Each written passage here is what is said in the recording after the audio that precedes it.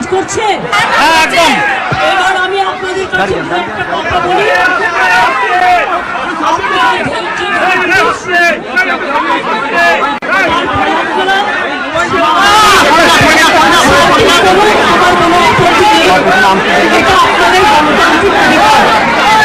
কিন্তু আমার কথাগুলো আমি প্রেস মিডিয়াতেও বলবো,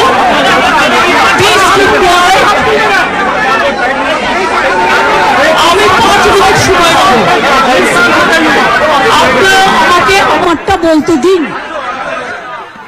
আমি অনেকক্ষণ ধরে অপেক্ষা করছি। আমি আমার সেফটি সিকিউরিটির বারণ থাকা সত্ত্বেও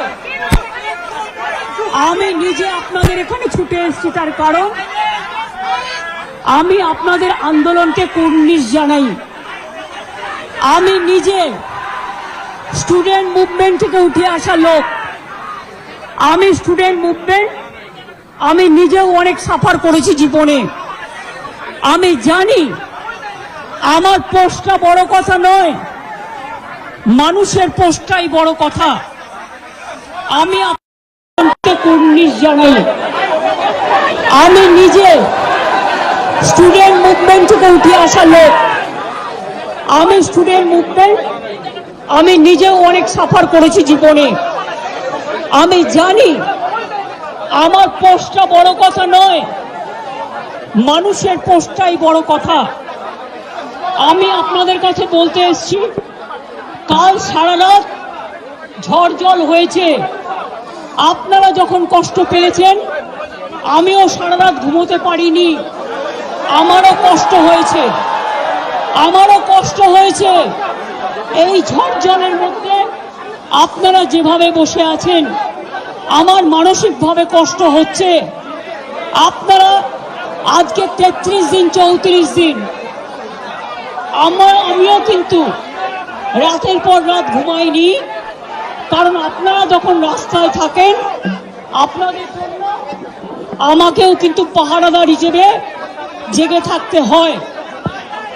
আমি আপনাদের কাছে যেটা বলতে এসেছি, এত ঝড় বৃষ্টির মধ্যে, প্রাকৃতিক দুর্যোগের মধ্যে আপনারা অনেক কষ্ট পেয়েছেন।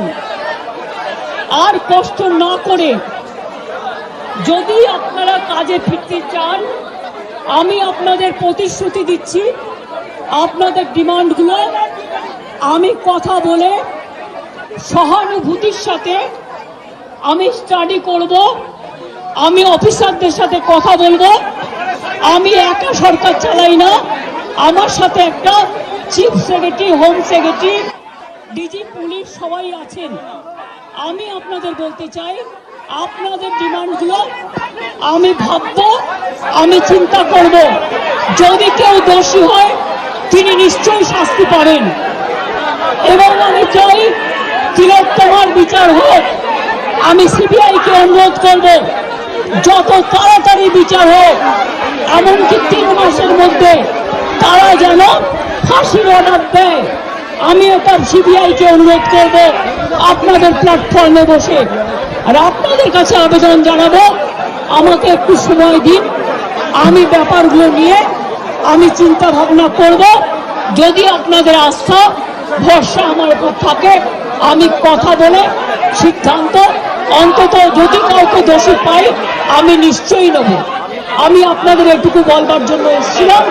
আমি আশা করি আপনারা এত কষ্টের মধ্যে বৃষ্টিতে ভিজছেন এবং আপনাদেরও পরিবার পরিজন চিন্তায় আছে, এবং আমি মনে করি অনেক মানুষও মারা যাচ্ছেন।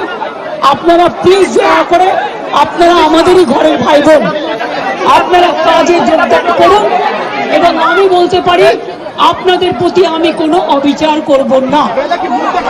আমি একটা কথা বলে যাই, হাসপাতালের ডেভেলপমেন্ট, ইনফ্রাস্ট্রাকচার, সব কাজ আমরা শুরু করে দিয়েছি এবং করব।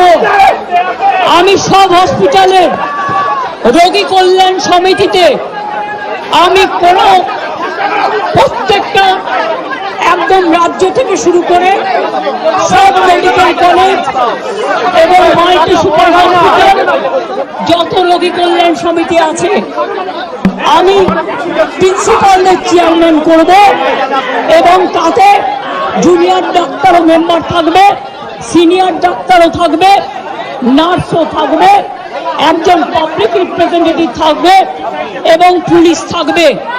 এই সিদ্ধান্ত আমি নিয়েছি। আপনাদের আরজিকর মেডিকেল কলেজেরও আমি রোগী কল্যাণ সমিতি ভেঙে দিলাম এবং সব মেডিকেল কলেজের আমি রোগী কল্যাণ সমিতি ভেঙে দিলাম। আমি নতুন করে এটা তৈরি করব এবং আপনাদের আমি বলতে পারি বাদবাকি আপনাদের যে ডিমান্ড আছে আপনারা আমাকে বলেছেন, যদি সত্যি কেউ দোষী হয় দোষীরা শাস্তি পাবে। দোষীরা কেউ আমার বন্ধু নয়, দোষীরা কেউ আমার শত্রুও নয়। আর আপনারা যারা ভাবছেন কেউ আমার বন্ধু, আমি তাদের চিনি না, আমি তাদের চিনি না, আমি তাদের জানি না এবং আমাদের সাথে কোনো সম্পর্ক নেই।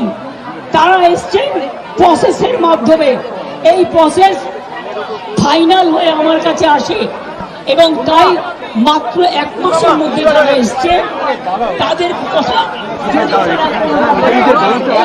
সাথে, মার্ডারের সাথে, দুর্নীতির সাথে যুক্ত থাকে, আমি নিশ্চয়ই সাধ্যমতো চেষ্টা করব কথা বলে অ্যাকশন নেবার। আমি আবার আপনাদের কাছে বিনীত অনুরোধ করব যে আপনারা নিজেদের মধ্যে কথা বলুন, কথা বলে সিদ্ধান্ত নিন এবং আপনারা কাজে ফিরুন। আপনারা আমার ভাই বোন, এটুকু জেনে রাখবেন আপনাদের জন্য সিম্প্যাথি, আমি কোনো অ্যাকশন নেব না। আমি ইউপি পুলিশ নই, ওরা এসমা জারি করেছিল, ওরা 6 মাস মনে রাখবেন স্ট্রাইক র্যালি বন্ধ করে দিয়েছিল। আমি এসব করব না, আপনারা নিশ্চিন্ত থাকুন। কোন ডাক্তারের বিরুদ্ধে, কারো বিরুদ্ধে কোনো অ্যাকশন নেবার আমি বিরুদ্ধে। আমি জানি আপনারা অনেক কাজ করেন, মহৎ কাজ করেন। আপনাদের ছাড়া সিনিয়ররা, যেটা কিডনি ডিপার্টমেন্টে মারা গেছে, ক্যাথলেবও চেঞ্জ করতে পারে না, ক্যাথিটার চেঞ্জ করতে পারে না। সেই জন্য আপনাদের আমাদের প্রয়োজন। আমি আপনাদের বলবো আপনারা ভেবে চিন্তে সিদ্ধান্ত নিন। আর যদি আপনারা আমাকে বিশ্বাস করেন, আমি যখন আপনাদের ধর্ণা মঞ্চে আসতে পেরেছি আপনাদের একজন সহযোদ্ধা হিসেবে, তখন মনে রাখবেন যে আমি আপনাদের, যদি আপনারা বিশ্বাস ভরসা রাখেন, বাদ বাকিটাও মনে রাখবেন। আমি আস্তে আস্তে করে, একদিনে তো সব হয় না, করতেও সময় লাগে, আমাকে একটু সময় দিন। আমি নিশ্চয়ই সাধ্যমতো চেষ্টা করব। আমি দুর্নীতির কোনো একটা টেন্ডার কেস আজ পর্যন্ত আমার কাছে আসেনি। কোন রোগী কল্যাণ সমিতি কি কাজ করে এটা আমি জানি না, এগুলো আমার আন্ডারে আসে না। তাও বলি, যদি আপনাদের কোনো কমপ্লেন থাকে, কমপ্লেনের ভিত্তিতে নিশ্চয়ই আমরা তদন্ত করব। এমনিতে বিনা কারণে কাউকে সাজা দেওয়া যায় না। তদন্তে যদি প্রমাণিত হয় আমি নিশ্চয়ই সাজা দেব। আর একটা কথা, সুপ্রিম কোর্টে কেস চলছে, মনে রাখবেন 17 তারিখেও ডেট আছে। আমি চাই না আপনাদের কোনো ক্ষতি হোক। আপনাদের দিদি হিসেবে আপনাদের কাছে আমি অনুরোধ করতে এসেছি। আমি মুখ্যমন্ত্রী নই, আমি মুখ্যমন্ত্রী হিসেবে বলতে আসিনি, আমি আপনাদের দিদি হিসেবে বলতে এসেছি। যাতে আপনারা না ভাবেন, হ্যাঁ আমি চিফ মিনিস্টার আছি, আমি একটা পার্টিও বিলংস করি, কিন্তু আপনাদের কাছে এসেছি যদি বলেন as a chief minister, as a elder sister এবং আপনাদের আন্দোলনের সমব্যথী এবং সমসাথী, তাহলে আপনাদের অনুরোধ করব আমার কথা শুনুন। আগেও আপনাদের সমস্যা আমি সমাধান করেছি এবং আবার আমি করবার চেষ্টা করব। আমাকে একটু সময় দিন। ভালো থাকুন, সুস্থ থাকুন। আর একটা কথা বলবো,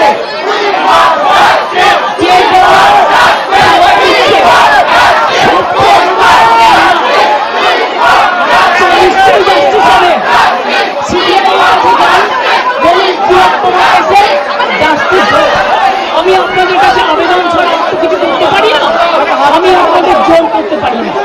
আমি আপনাদের কাছে আবেদন করে গেলাম, যদি আপনারা মনে করেন আপনাদের ধর্ণা মঞ্চে আসার ফলেও, আমি 26 দিন অনশন করেছিলাম, মনে রাখবেন সিপিএম গভর্নমেন্ট ছিল পাওয়ারে, একদিনের জন্য কেউ আমাকে কথা বলতে আসেননি, কিন্তু তা সত্ত্বেও আমি এসেছি। তার কারণ আমি মনে করি আপনাদের কাছে আসা মানে এটা নিজেকে ছোট করা নয়, এটা নিজেকে বড় করা।